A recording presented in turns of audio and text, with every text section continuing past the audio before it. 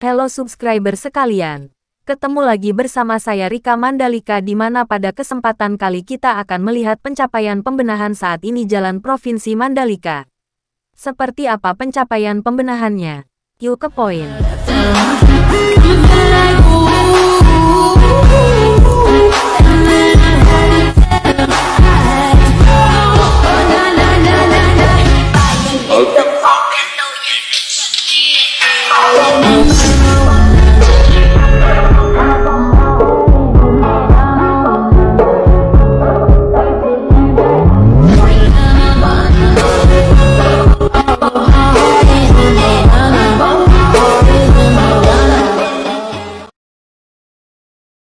Oke para subscriber sekalian, seperti yang kita lihat saat ini Jalan Provinsi Mandalika masih dalam pembenahan trotoar dan akan dilakukan penghijauan sampai ke sirkuit Mandalika. Sekretaris Daerah Nusa Tenggara Barat Haji Lalu Gita Aryadi mengatakan pembenahan infrastruktur pendukung baik dalam dan luar sirkuit Mandalika terus dikebut pengerjaannya sebelum perhelatan MotoGP.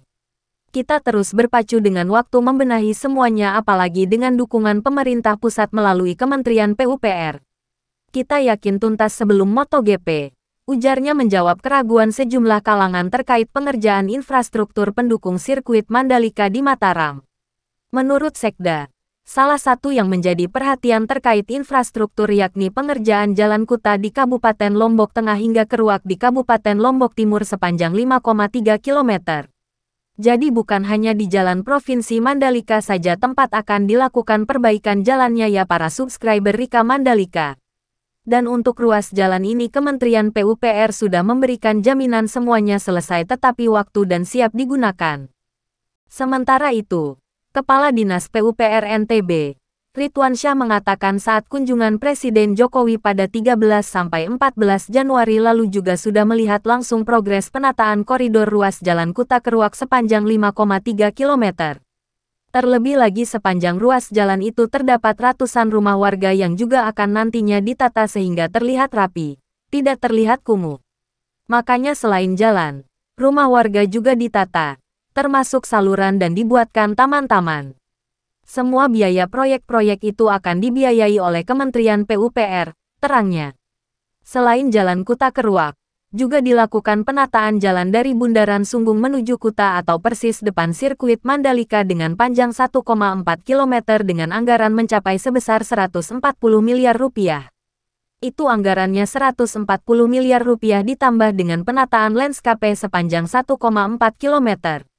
Totalnya itu sama penataan rumah itu sekitar 200 miliar rupiah, kata Ridwan Syah.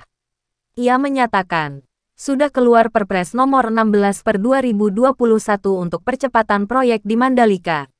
Di sana akan ada penunjukan langsung atau dengan kata lain tidak ada lelang proyek meskipun nilainya sangat besar, karena sifatnya yang khusus.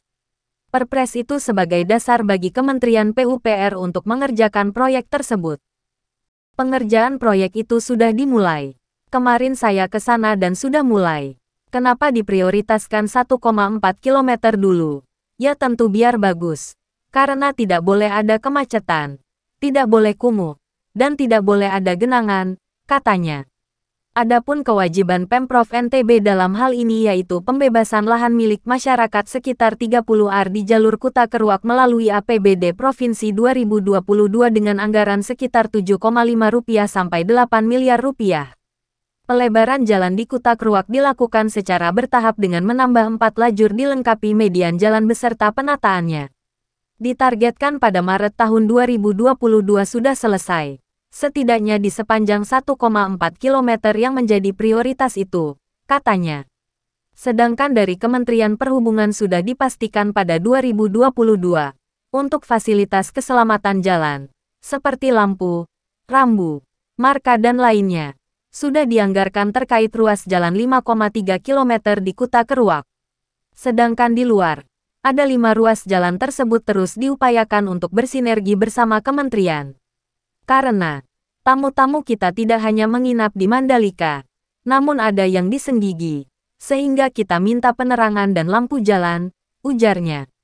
Selain itu, untuk jalan bypass termasuk 3 bundaran tersebut, Bundaran Nurul Bilad, Bizam dan Sunggung sudah mulai dikerjakan. termasuk rumah-rumah dengan anggaran totalnya sekitar 89 miliar rupiah. Termasuk koridor jalannya. Ruas jalan dan bukit-bukit akan dipercantik semua, katanya.